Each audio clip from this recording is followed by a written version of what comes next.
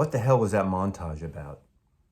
A little bit of my life leading up to February 9th, 1964. Baseball, the space program, the Mercury 7, growing up. It all changed in February 1964 with the British invasion. This is memories of a vinyl junkie, 1964, but one of the most amazing years of my life as a young boy.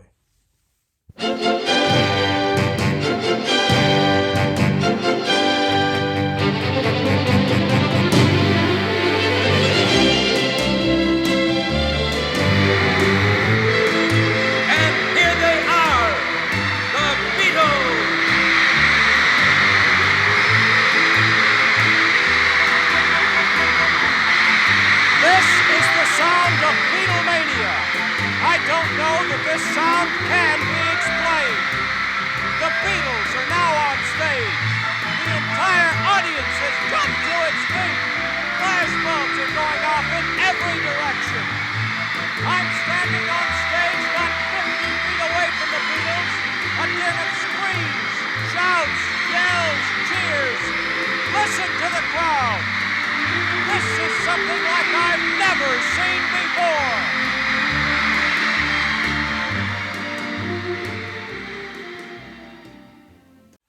So in 1964, August of that year, I turned 10 years old. 10 years old. What an important year, and obviously the beginning of my addiction, my vinyl addiction begins in 1964. Of course, you could go back to the fall and towards the end of 1963 when John Kennedy was assassinated, and you've all read the stories, you all know the stories of how America was just devastated after this great loss. So in 1959, my parents moved out of San Francisco and moved down the peninsula to Menlo Park, California. Menlo Park, California is a suburb, just about, in those days, it took about an hour to get to Menlo Park from San Francisco, maybe a little less. Very adjacent to Stanford University, Stanford and Palo Alto, California. On the night of February 9th, I was next door at my neighbor's house, the Gawleys. Andy Gawley, young Andy, sister Kathy, and sister Margaret. And we lived in a cul-de-sac. And the irony is the cul-de-sac that I lived on was called Harrison Way. And I remember the first thing I heard of the Beatles, I was in a store with my mom, a grocery store in Menlo Park, and through the speaker system, I heard the song. It turned out to be I Want to Hold Your Hand. And I Want to Hold Your Hand was all over the radio. And on the night of the 9th of February, I went next door, and I remember sitting on the floor, lying on the floor, on my chest, looking up at the television set. Of course, everyone had smallish black and white TV sets there, and I watched like 73 million other people, the Beatles, perform on the Ed Sullivan Show. They opened the show and they closed the show. This is a 4 complete historic Ed Sullivan shows featuring the Beatles. They played 3 weeks in a row, one of which was the first show at the Ed Sullivan Theater, and then they taped 2 more appearances in Miami Beach Hotel that were performed. So the Beatles were on 3 weeks in a row on the Ed Sullivan Show. You cannot believe what that was like. My life changed. The beginning of this, you saw a little intro of my life. Since this is the first video I'm going to do on this vinyl addiction of mine, I showed a little bit of me as a young boy, a young child, toddler, and then I showed some pictures of the Mercury 7 astronauts and some of the San Francisco Giants. My idols, my love, baseball. I played Little League, So I was into the San Francisco Giants and those San Francisco Giants in 1964 and 63 were Willie Mays, Willie McCovey, Philippe Alou, Matty Alou, Jim Davenport, Jim Ray Hart, Tom Haller, great pitcher Juan Marichal, Willie McCovey. Those were the San Francisco Giants. My dad, my family, we went to Candlestick Park in San Francisco to see the Giants a lot, which ironically would be the last place the Beatles ended up performing in 1966. But I had idols in the Mercury 7 astronauts. You know, Alan Shepard, Wally Schirra, John Glenn, Gus Grissom, and the three others that I'm blanking out right now. I used to know them all by heart. The Mercury program, First Man in Space, First American in Space, Alan Shepard, and of course John Glenn, who was the first, I believe, to orbit the moon. So I was so wrapped up in the space program. I had pictures and posters and everything. That was a big deal for a young boy in America, as was baseball. But I tell you, after February 9th, 1964, it all changed. The Beatles. My mother worked in a department store selling shoes called the Emporium in Stanford Shopping Center, and I asked her if she could get me a Beatles record, the new Beatles album, the first Beatles album in America. So she comes home that night and she brings this home. This exact copy. Needs a little love TLC here. The Beatle Beat featuring I Want to Hold Your Hand. This is by The Bugs. I Want to Hold Your Hand. The Bugs. The original Liverpool sound recorded in England. So of course that was a wrong record. So she went back the next day to work. And of course I get Meet the Beatles. It was all over then, great Robert Freeman cover. I'm showing here today talking about 1964. Of course the British invasion was a big part of it. And the American releases that everyone I knew got. We didn't get UK copies. I didn't get my first UK copy till probably about 1968, maybe 1969 even. But the Beatle albums, originally in mono, and then I think my first stereo album was Sgt. Pepper. Meet the Beatles. What a great time that was. Originally, Capitol Records passed on putting the Beatles records out in America. And the Beatles had records coming out on Tolly Records and on VJ Records. And of course, there's Introducing the Beatles on VJ Records that came out. And of course, because of the Beatles explosion, VJs, which was actually an R&B label originally, put out this and did really well. And of course, because they only had a certain amount of songs that they could play, they repackaged it so many ways. The Beatles, Frank Ifield on stage. This alternates the singer, British singer Frank Ifield, with Beatles songs, the same Beatles songs from Introducing the Beatles, and with various covers. Frank Ifield on stage. And of course, they repackaged the same old songs from more or less the Beatles versus the Four Seasons. Of course, Frankie Valli and the Four Seasons. You can do a scorecard in the back, compare your Beatles song versus the Four Seasons and total them up. I've seen over the years many copies of this album where they were actually written in and totaled. This was a very big deal. I mean, I can't even explain to you. You know, the Beatles, you've seen my channel, you've seen how I talk about the Beatles. They're still my favorite band 50 years after their breakup. But in 1964 in America, that was all you heard. I put away my baseball mitt. I kind of dumped the posters in my room of the Mercury 7 astronauts and was all about the Beatles.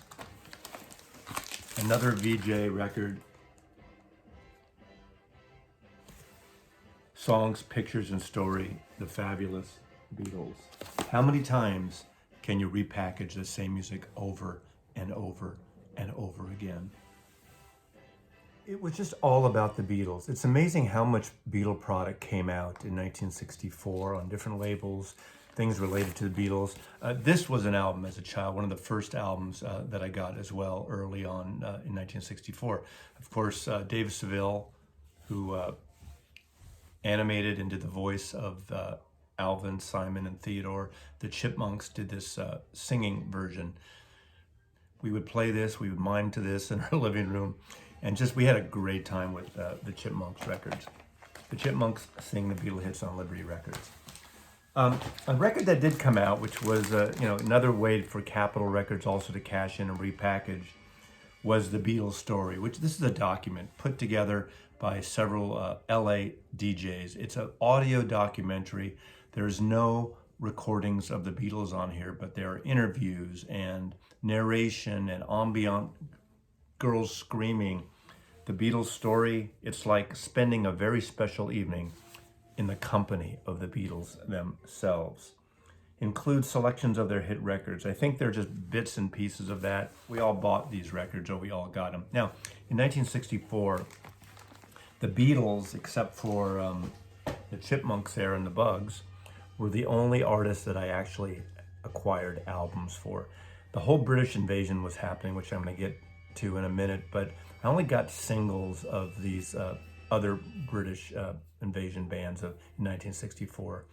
I didn't get the albums to a number of years later.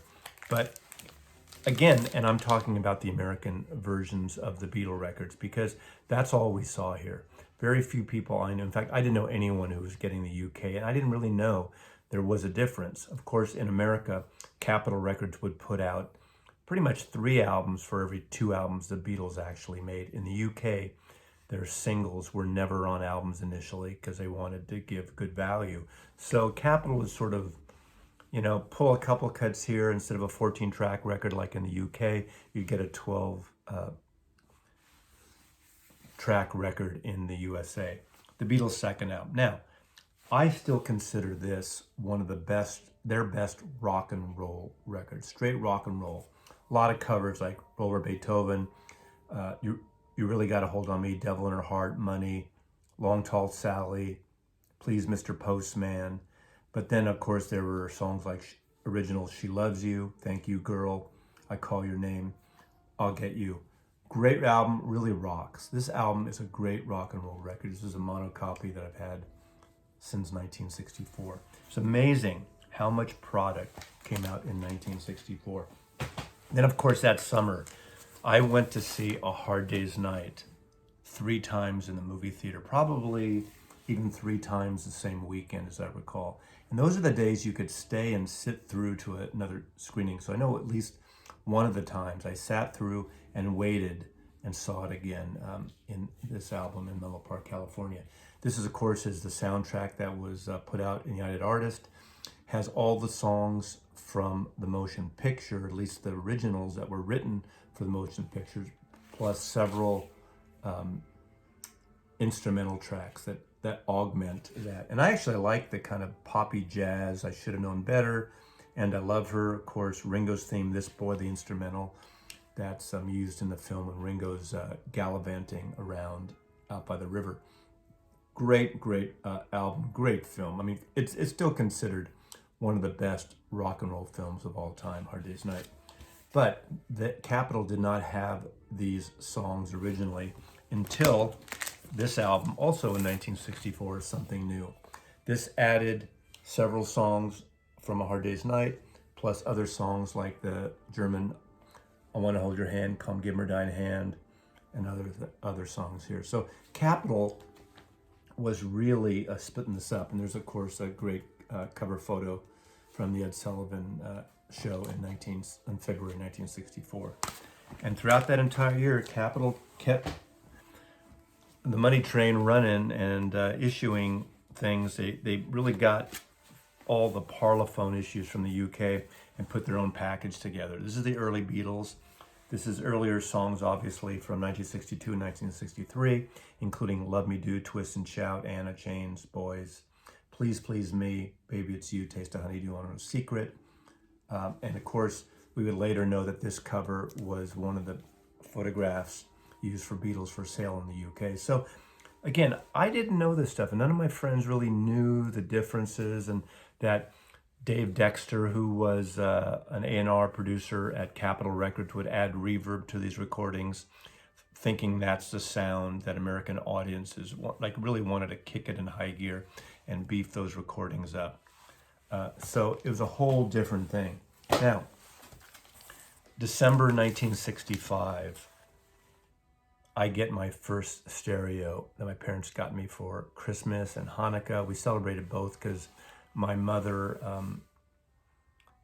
was Jewish. My father converted when he married my mother. That was Paul Maslov. Paul Maslov married my mother when I was 7 years old. My mother had gotten divorced, and then my father, Paul Maslov, adopted me. So I got used his surname after that.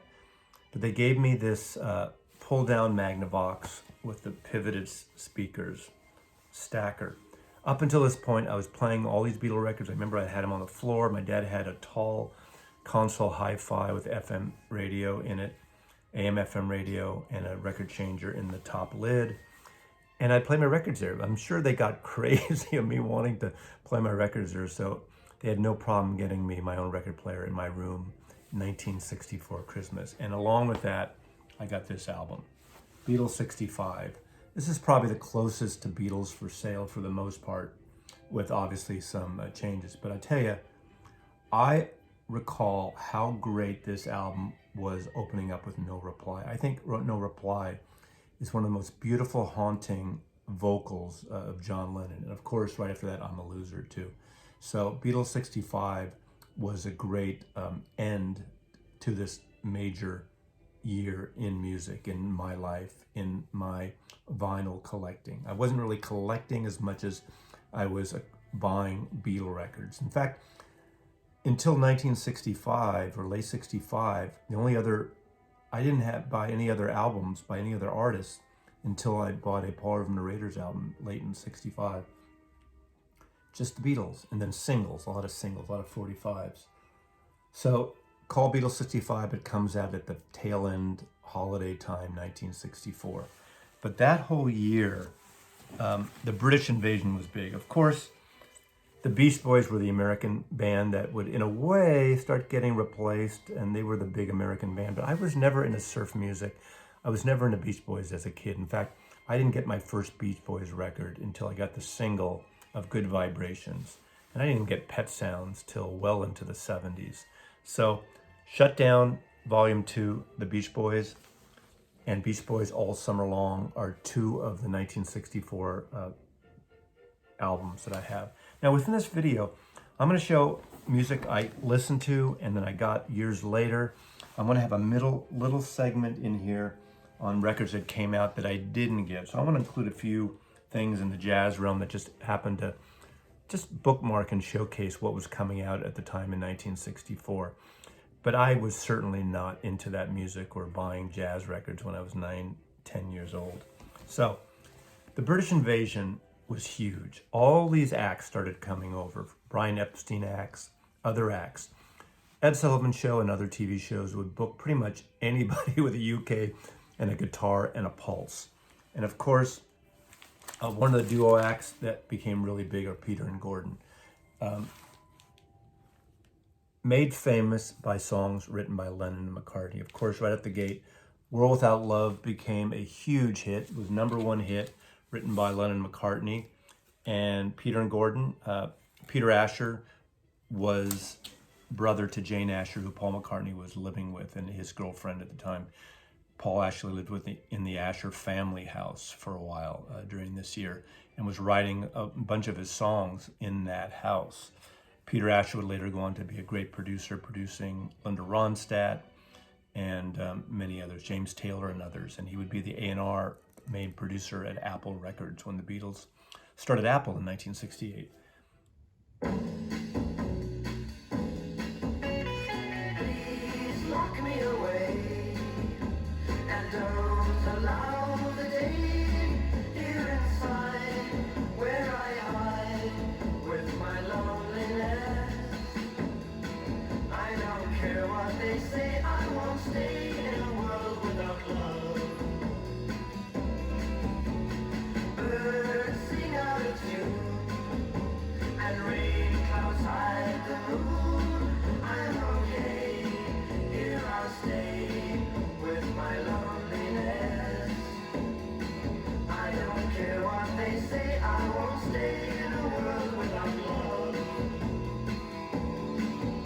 They also had this album, I Don't Want to See You Again, another great song that became somewhat of a hit also. So Peter and Gordon, part of the British Invasion, and all these bands, most of them, were on the Ed Sullivan Show as well. He would just book them. I'm sure ratings were going up, up, and up. And of course, there was Chad and Jeremy. And the thing is, most people didn't know the difference. Guy with glasses and the guy without glasses. Guy with glasses, guy without glasses. Peter and Gordon, Chad and Jeremy. Now, Chad and Jeremy had some great songs. And actually, Chad co-wrote a lot of the songs. Summer Song was a huge hit. From a Window is a Lennon-McCartney song on here. And of course, there are other songs, Willow Weep for Me, and Yesterday's Gone, which was a massive hit for Chad and Jeremy in 1964. The British bands came running. George Martin was producing a lot of them, not all of them. And of course, another Lennon-McCartney song, I'll Keep You Satisfied, that Billy J. Kramer and the Dakotas recorded. 1964. Another Liverpudlian band that came along that I think was one of the most talented, and I always wish they went on and on beyond their initial. I know Jerry Marsden, this is during the Pacemakers, was still around playing music until he died. But, and he recently died, passed away. Don't Let the Sun Catch You Crying on here. Great, great song. He would later, the next year, write Ferry Across the Mersey, but the Mersey, the whole Mersey side of Liverpool. Great, great band. Another of the great bands from England, part of the British Invasion. How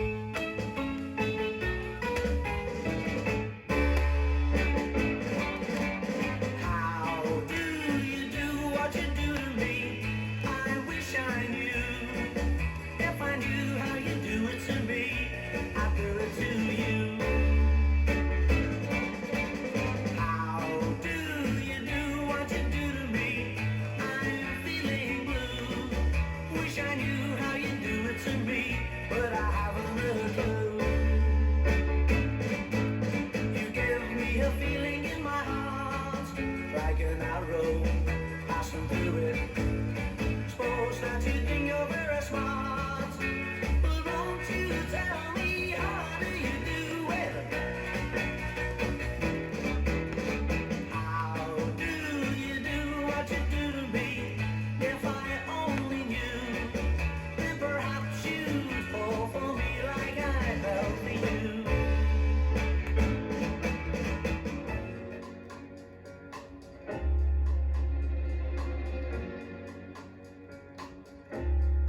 Don't let the sun catch you crying. The night's the time for all your tears. Your heart may be broken tonight, but tomorrow in the morning light, don't let the sun catch you crying.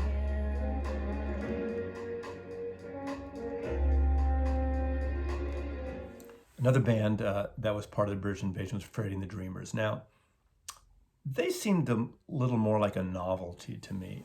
Freddie and the Dreamers, their song Do the Freddie, and he had this like slapstick dance, like Jerry Lewis dance with those thick kind of glasses, little Buddy Holly look there. I'm Telling You Now was a great song that he did. Now, I would say the other big band that broke in 1964 from England, and probably they were giving the Beatles a run for the money, and they were a great band, and that's the Dave Clark Five. Bits and Pieces, they had a sound very different than the Mersey sound. Bits and Pieces, almost garage, punkish. Great, great band.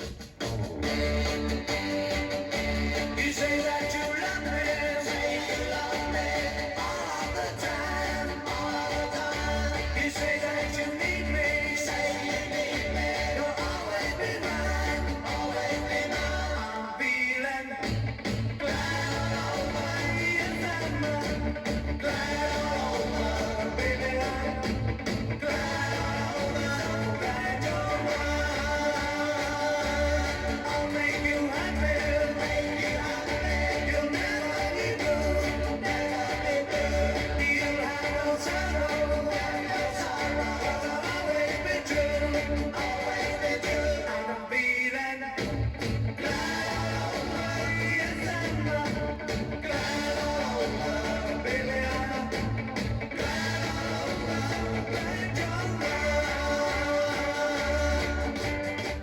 Glad All Over, which is a great song there. Dave Clark 5, Return, 1964. Dave Clark 5, Coast to Coast. And there's another song, I guess Live in America, or it's in America, that I don't have on vinyl. And that's Dave Clark 5.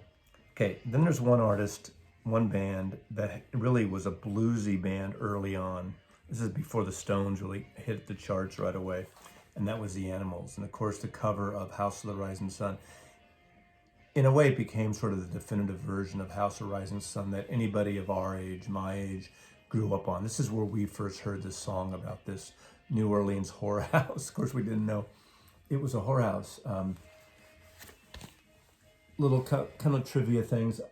Alan Price, great organ player, leaves the band in the next year, unfortunately. Had that great organ sound that really added something special. Chaz Chandler on bass would go on to be A&R and a producer, and would discover and manage Jimi Hendrix in 1966, 67. So this includes their hit, House of the Rising Sun. It's on MGM Records, The Animals.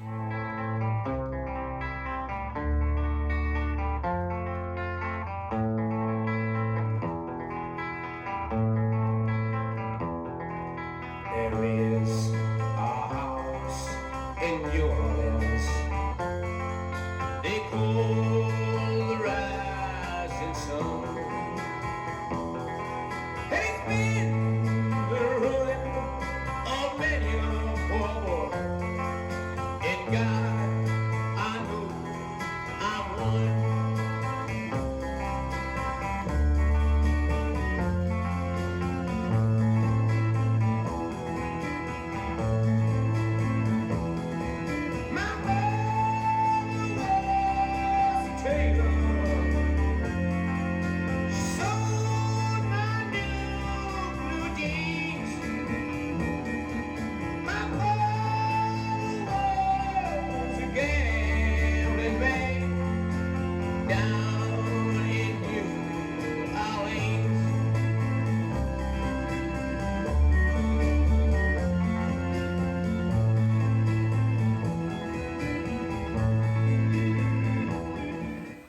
I remember one time in 1964 having a conversation with my father. Of course, I'm a 10-year-old kid. He knows I'm into the Beatles and I'm loving the Beatles, and I was probably talking something about the Beatles. And I remember my father saying, which just seemed really out of character for my father discussing this with me. He says something, well, the Beatles, they're not the biggest band anymore. There's another band I read about called the Kinks. My dad turned me on to the Kinks, or mentioned the Kinks. I had never heard the Kinks. And of course, I did buy the single of You Really Got Me. So different, so intense. Wow. You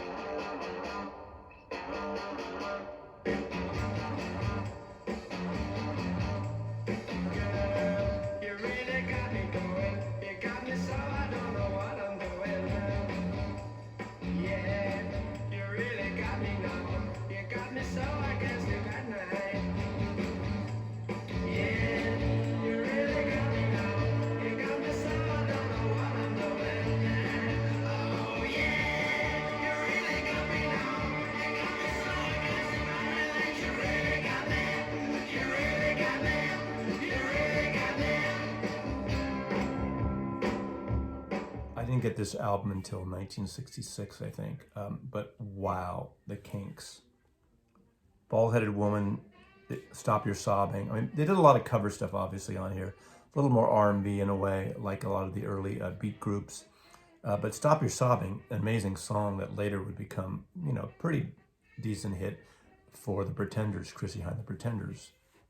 A favorite band of mine. This came out the tail end of 1964. Great, great record. And of course, England's newest hit makers later in the year, the Rolling Stones from London. They were sort of the bad boys. After the Beatles, who were kind of pretty and well-groomed, these look like, street urchins in a way to the Rolling Stones. Whole different look.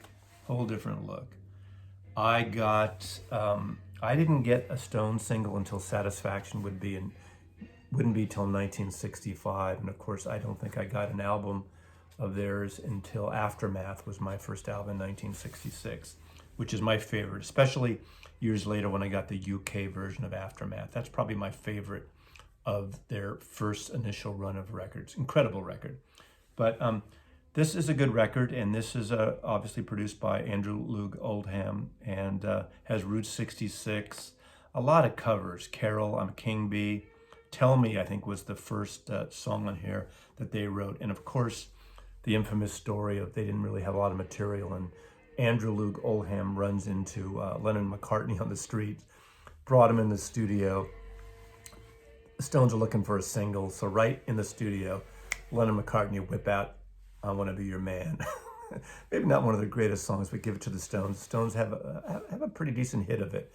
And of course, the Stones later gave it to Ringo to sing, sort of their kind of throwaway version. We ain't singing this, but I would have loved to have heard John Lennon sing I Want to Be Your Man.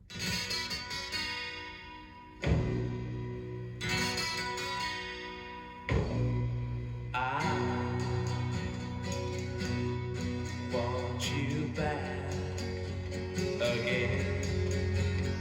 I want your love again. I know you find it hard to reason with me, but this time it's different.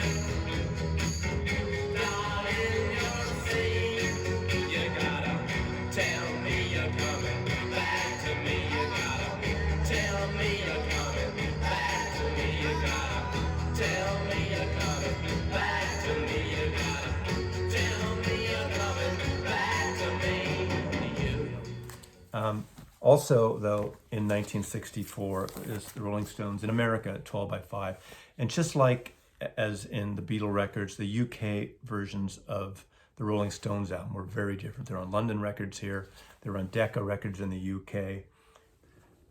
The Beatles brought me in and got me listening to top 40 radio all the time. And 1964 was a special time. To me, it was my introduction into top 40 radio.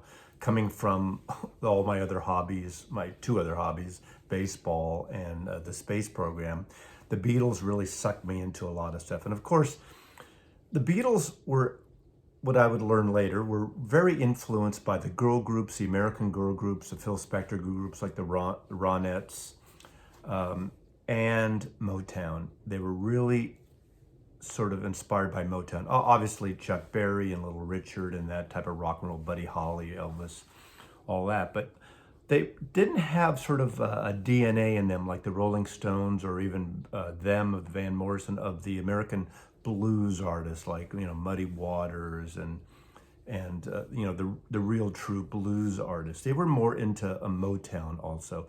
And Motown was all over the radio in 1964. I started buying some singles. I didn't buy a Motown complete album, I think, probably until a Stevie Wonder record in the later 60s. Maybe actually a Marvin Gaye record and possibly a Supremes record. But the first band I got into was Diana Ross and the Supremes. The Supremes, they weren't really called Diana Ross and the Supremes yet. This is their 1964 album. I did not get this in the time. It has Where Did Our Love Go, Baby Love. So they were played everywhere. You couldn't go anywhere without hearing Motown. Motown, the Beatles, Beatles, Motown. And it was so great. It was so great to hear this music. And it wasn't, the radio stations, I mean, there were, black stations, that soul stations in the Bay Area. There's K-Soul, KSOL, I believe, and the other one I forgot. But the top 40 stations played this Motown stuff, played a lot of black music later, like Wilson Pickett and funk stuff, obviously, James Brown. But I'm going to go through just briefly. These are reissues from the 70s, packages that contain a lot of the singles. And to me, these are the main Motown groups that I got into starting in 1964. Of course, this series from the 70s, this is Diana Ross and the Supremes. This is a 3-record set, but it's got every single you could imagine, important single from Diana Ross and the Supremes. Of course, another top band that was just really fun with the Four Tops. Reach Out and I'll Be There. Reach Out is an early one. Bernadette also. Again, all of these really I started gravitating to after 64. So 65, 66, 67. The Four Tops, an important band. Another one, probably the great band were the Temptations. And even when it got into 67, 68 with their psychedelic stuff and their funk and psychedelic soul music, there's a great CD comp of Psychedelic Temptations, which I'm dying to get on vinyl. I don't think it hasn't been reissued on vinyl yet. But incredible stuff. So the Temptations are another one from Motown. And again, these were influencing the Beatles. They were listening to all this stuff. Of course, Smokey Robinson and the Miracle.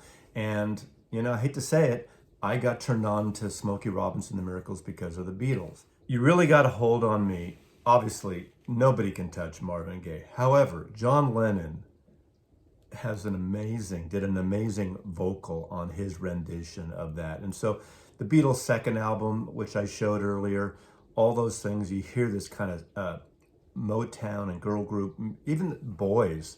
I mean, Ringo transposes the lyric from a boy's point of view instead of a girl's point of view. That song was a girl group song.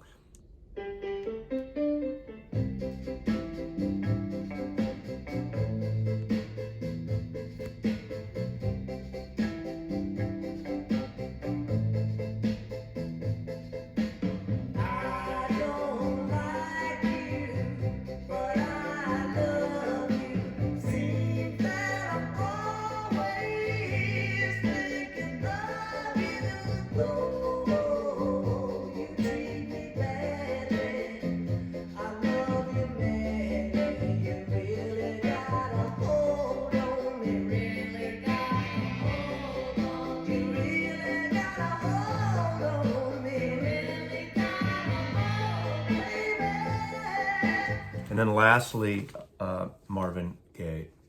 Incredible Marvin Gaye. Of course, he would make some of the most important and wonderful albums in the early 70s with his socially conscious, politically charged albums, What's Going On and Let's Get It On. But in the 60s, Marvin Gaye could do no wrong and made some incredible records, incredible hit singles.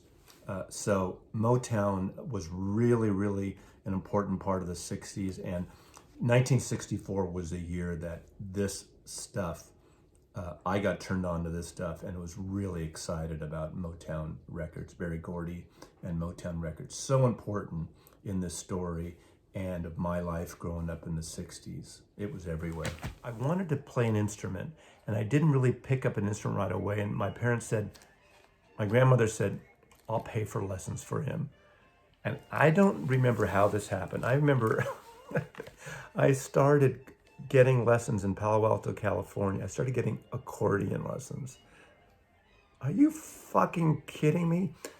Turns out my grandmother was a big fan of the Lawrence Welk show, and Myron Florence and Lawrence Welk would do these duets on the accordion. So for about 6, 8, 9 months, I used to have an accordion. I played accordion like Lady in Spain, all the Italian songs, Funicoli, Funicola, all that kind of stuff.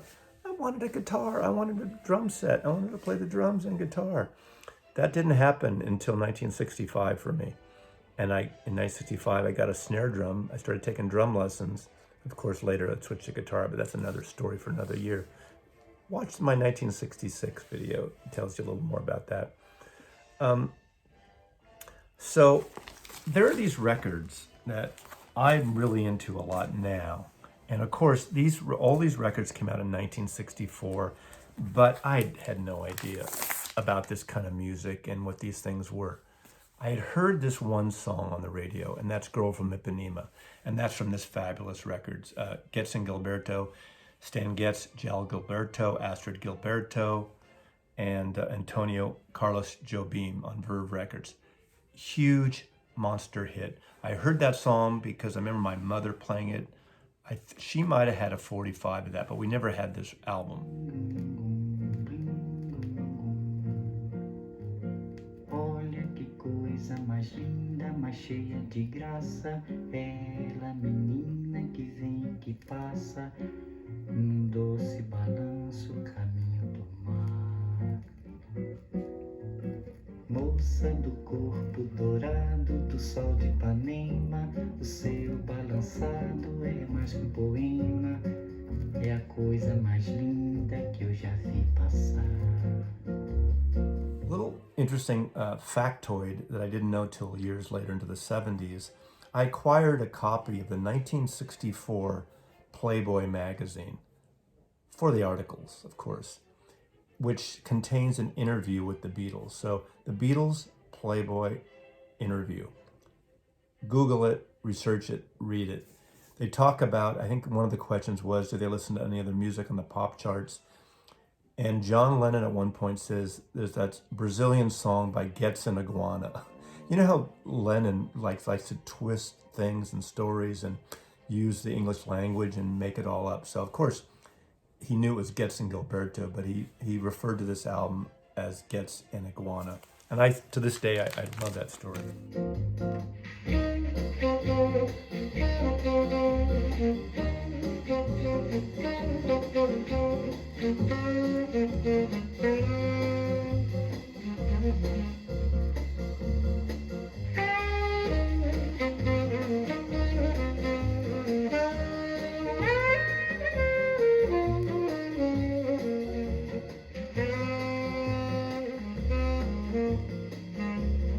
Other records that came out, great funky kind of soul jazz record, The Cat by Jimmy Smith, incredible Jimmy Smith. And this is conducted by Lalo Schifrin, who would later go on to write the Mission Impossible theme, as well as countless other television and movie soundtracks. Coltrane Sound, his 1964 release on Atlantic Records. This is with John Coltrane, McCoy Tyner, Steve Davis on bass, and Elvin Jones on drums. Another record, which of course I never would have even thought of, considered, seen. I hadn't even heard of this guy until maybe the last 20 years, and that's Andrew Hill's Black Fire. A little more on the avant-garde side of jazz, not way out there. Great piano player. This has Joe Henderson, Andrew Hill on piano, Richard Davis on bass, and Roy Haynes on drums. Gorgeous record, really great record. And then another record that I can't even imagine if someone came and played this record for me in 1964 as a 10-year-old kid, what I would think, and that is Out to Lunch, Eric Dolphy. Talk about out there avant-garde jazz to an extent. I mean, maybe more commercial than a lot of the weirder stuff, but still, I would love to see my expression, someone playing this to me when I'm 10 years old in 1964, when this album came out. I never knew this guy. I didn't hear Eric Dolphy's name till the mid-70s as well. So there you go. 1964 was all about singles for me. And Manfred Mann would be a singles band I really liked. Of course, I did hear Sha La La. That's their 1964 hit in America. Not a huge hit, but I would really get into them later in '66 with Pretty Flamingo, and in when they did Quinn and the Eskimo in that period of Manfred Mann. So I really wasn't hep to them in 1964, but obviously that single came out, and this is a comp from all their stuff, including Pretty Flamingo, If You Gotta Go Now, Do Wah Diddy. Do Wah Diddy is probably the first single I bought by Manfred Mann. Of course, another song I remember hearing on the radio, but I had the single, but I never got an album. That's Georgie Fame's Yeah Yeah. Great, great song. As I said, Brian Epstein, who managed the Beatles, managed a lot of other groups and started bringing them all over. Basically, whoever he signed would have a hit record and we'd be brought to America. Probably all of them were on the Ed Sullivan Show. An artist that didn't really click in America that much and really didn't arrive here until 1965, but I'm going to just show it right now because I want to show several women here in this little segment, is Cilla Black. This is from 1965, and Cilla Black was an artist, would be on bills in the UK with the Beatles. an important artist. She isn't really a footnote in this whole story of the British invasion because she came later. But in 1965, there was a woman, there's several women, but the one single I actually bought that is amongst my favorite 45s of favorite pop songs from 1964 is Petula Clark's Downtown. What a great song that is. Petula Clark was everywhere on American television. She hosted shows, she performed shows. For a few years, she was, I mean, anything she did was on the charts pretty much. There's a Place. The most exciting song in years leads off a great hit album by the most exciting singer in years, Petula Clark. And that song, Downtown, is just magic. Love the song, Petula Clark.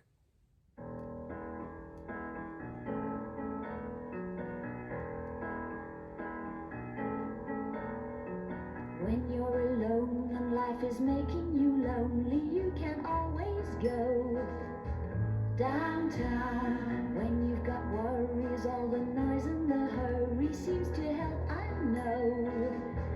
Downtown, just listen to the music of the traffic in the city. Linger on the sidewalk where the neon signs are pretty. How can you lose? The lights are much brighter there. You can forget all your troubles, forget all your cares. So go downtown. Things will be great when you're downtown. No better place for sure. Downtown, everything's waiting for you. Downtown. Also, I think one of the most important artists from England that was a darling also in America and had hits several years later with Wishin' and Hopin' and Son of a Preacher Man years later with her Dusty in Memphis album.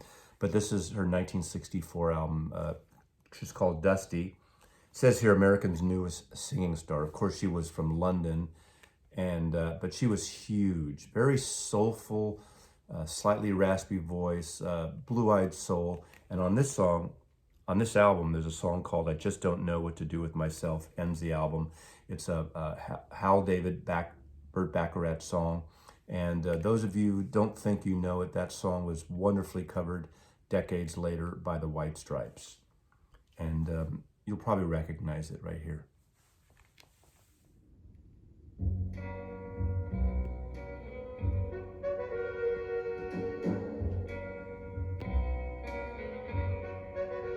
I just don't know what to do with myself.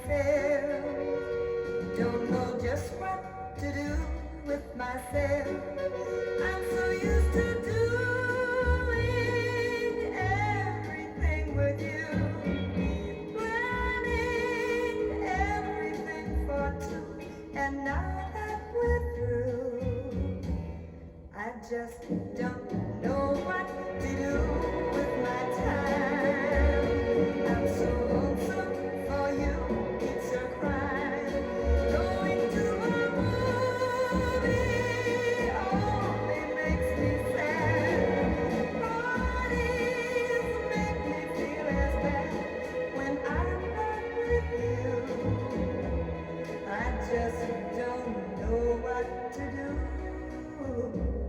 Like a summer road. The other stuff that was happening, and I didn't really have a clue of it. I didn't know about Bob Dylan. I'd heard his name in 1964, but I didn't really listen to him. I don't think I got him. The radio stations weren't playing Bob Dylan. The AM stations weren't playing Bob Dylan. And of course, I didn't get into Bob Dylan until 1965 with Like a Rolling Stone. That ripped it open for me, and I went back and got Dylan records after that. My first album, I believe, was it The Greatest Hits, and then Highway 61. But in 1964, 2 albums came out of Bob Dylan, and that's The Times Era Changin'. I had heard this song, but I don't think I really got it. I didn't know what that was about. Amongst my top 5 favorite artists of all time. Also in 1964, Another Side of Bob Dylan came out. So these two records in 1964, of course, it has I Shall Be Free, number 10, and one of my all-time favorite songs by Bob Dylan is My Back Pages. Bob Dylan's music I was being introduced to, but by groups in 65 like the Byrds, Sonny and Cher, and Peter, Paul and Mary. So those are the introductions for me on Bob Dylan. But 1964, these two albums, again, two albums I wouldn't get till some years later. Another album that I didn't get right away, but was the first Simon & Garfunkel record. And of course, this wasn't even a big hit then. It had a cult following.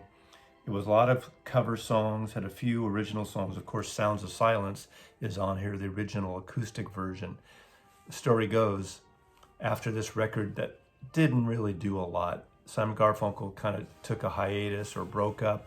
Paul Simon goes to London, and of course the producer, Tom Wilson, takes the track, adds in a back rhythm section. I don't know if it's a Wrecking Crew or like the Wrecking Crew, because the Byrds, remember, it was having a hit with Turn, Turn, Turn, Mr. Tambourine Man. The folk rock thing was starting to explode. So he takes Sound of Silence, unbeknownst to Simon and Garfunkel, adds a rhythm, bass, guitar, rock track, makes it a folk rock song. Comes a massive hit. Paul comes back from London and Simon and Garfunkel continue, and that other version of Sounds of Silence, the folk rock version, is on their next album, titled Sounds of Silence. So Bob Dylan, yes, would become very, very important to me as the years went on, and I was turned on to his music by so many other artists, like I said before, the Byrds, My Back Pages. But there were other great folk albums that came out in 1964, and what led up to that for me, even though I wasn't listening to much folk music myself in 1964, at least the important artists, who I consider the important artists, up until that time in grammar school, we were played folk music like it was communist propaganda in a way. I kind of, that's tongue-in-cheek of what was going on there. The teachers would bring in music, and we had record players in every classroom, and of course they were vinyl records. And the records they would bring in are artists like Burl Ives, and I remember one song in particular, The Fox. Oh, the fox went out on a chilly night, brave for the moon to give him light, plenty of da-da-da-da-da before he reached the town. Oh, that kind of folk music. Also the Limelighters, Sing for the Children, and also some Peter, Paul and Mary and Kingston Trio. Those kind of upbeat, positive pop groups, not political at all. More ye old merry folk music from the late 50s, early 60s. That was really important to me. So probably amongst my very favorite folk artists of the 60s, and an album whose first album came out in 1964 is the fabulous Phil Oakes on Elektra Records. The golden voice of folk music. He's got an angelic voice. And this is All the News That's Fit to Sing. It's just him and Danny Calabon's second guitar, and it's on Elektra Records. A great, great folk record. Of course, he would go on to do a number of records throughout the 60s, had a bit of a tempestuous life, total anti-war protest singer, pretty much till the end. One of his albums that came out in the later 60s, Pleasures for the Harbor, is amongst one of my all-time, probably top 25 records of all time.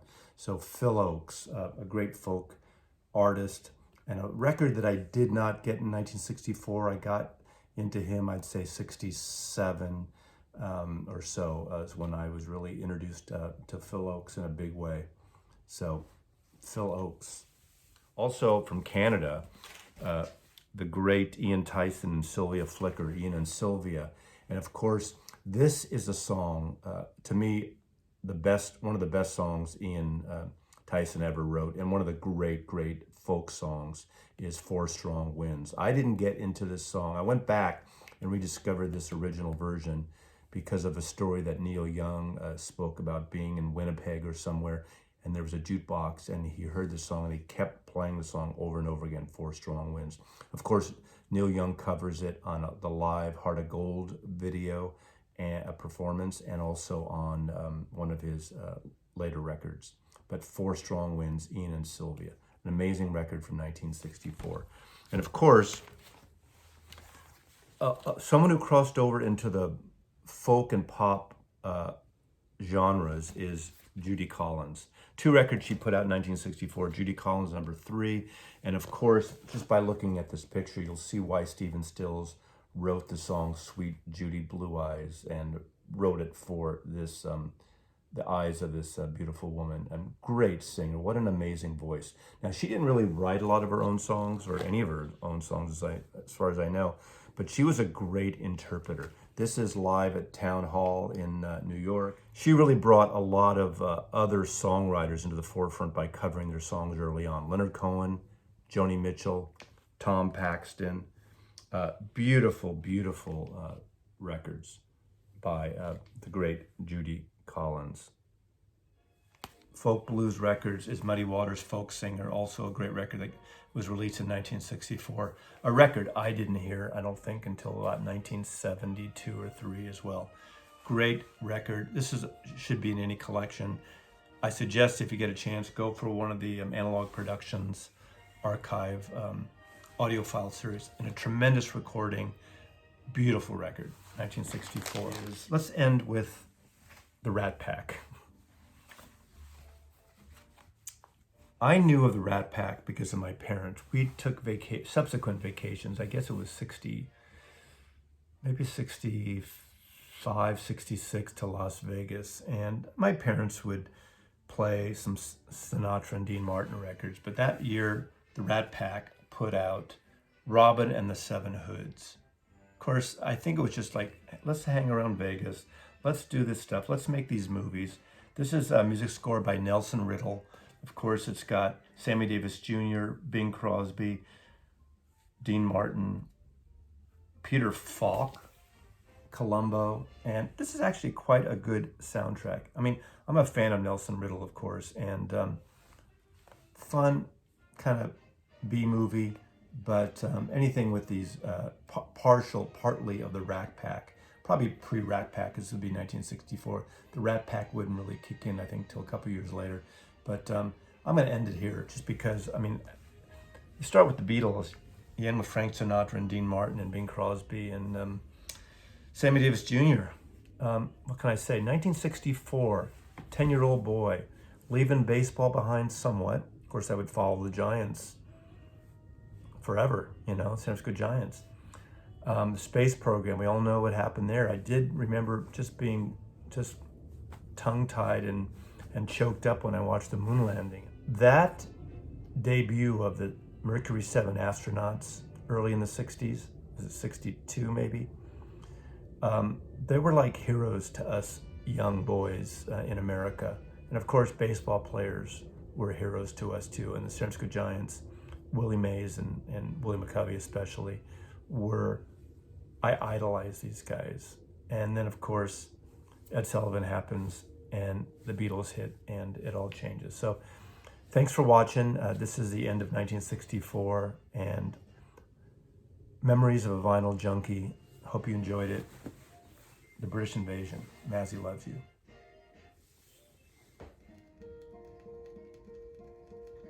Hello, darkness, my old friend. I've come to talk with you again.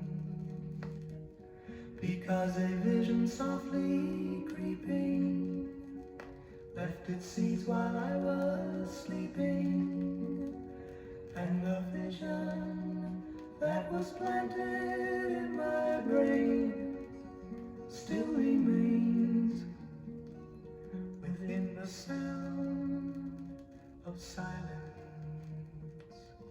In restless dreams I walked alone, narrow streets of cobblestone, neath the halo of a street lamp. I turned my collar to the cold and damp, when my eyes were stared by the flash of a neon light that split the night and touched the sound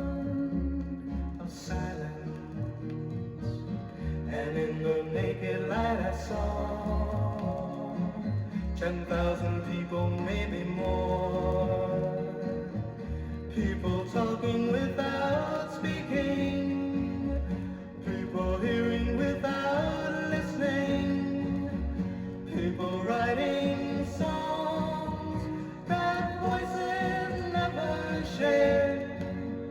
No one dared disturb the sound of silence.